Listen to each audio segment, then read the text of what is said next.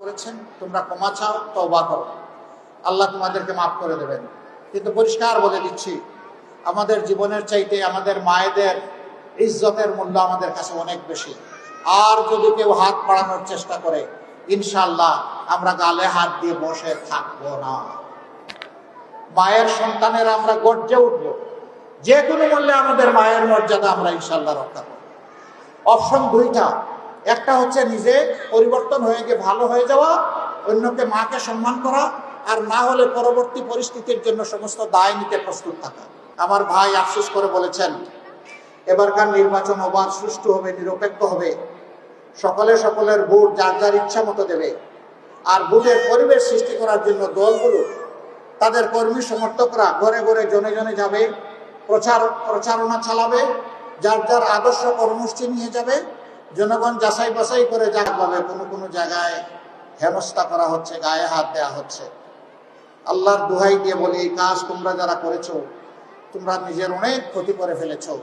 আমি বিশ্বাস করি, একজন নিরীহ ইমানদার দেশপ্রেমিক মায়ের হাতে গায়ে কেউ হাত দিলে আল্লাহর আরশ থরথর করে কেঁপে উঠবে।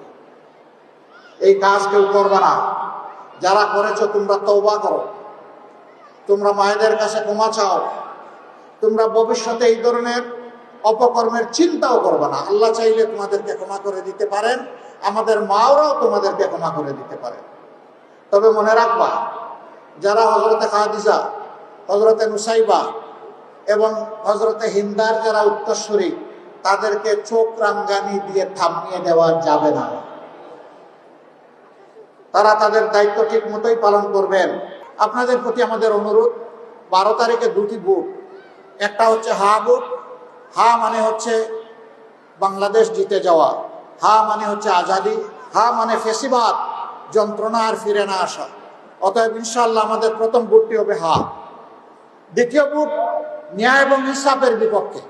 পরিষ্কার কথা, দূর অতীতে আমাদের যাওয়ার দরকার নাই। যেদিন থেকে আল্লাহ তাআলা কিছু মুক্তির ব্যবস্থা করে দিলেন, 5ই আগস্ট 24 সাল, সেদিন থেকে কার আমলনামা কেমন, কার দৃষ্টিভঙ্গি, চলাফেরা, কাজকর্ম, আচার আচরণ, কার নীতি পলিসি কেমন, সেইটা আপনাদের সকলের সামনে পরিষ্কার। এখানে যাদেরকে সুনীতির উপর পাবো, যাদের উপর আস্থা রাখতে পারবো, আমার দেশ, আমার মাটি, আমার মা, আমার ভাই, সবার আমানত যারা রক্ষা করতে পারবে, ইনশাআল্লাহ 12 তারিখের ভোট তাদের পক্ষে হবে। আমরা ইনসাফের প্রতীক দাঁড়িপাল্লা দিয়েছি। আমরা ওজন করে সকলের পাওনা তার ঘরে পৌঁছে দিতে চাই। যার যেটা অধিকার, যার যেটা পাওনা, সেইটাই দাঁড়িপাল্লার নিক্তিতে ওজন করে ইনশাআল্লাহ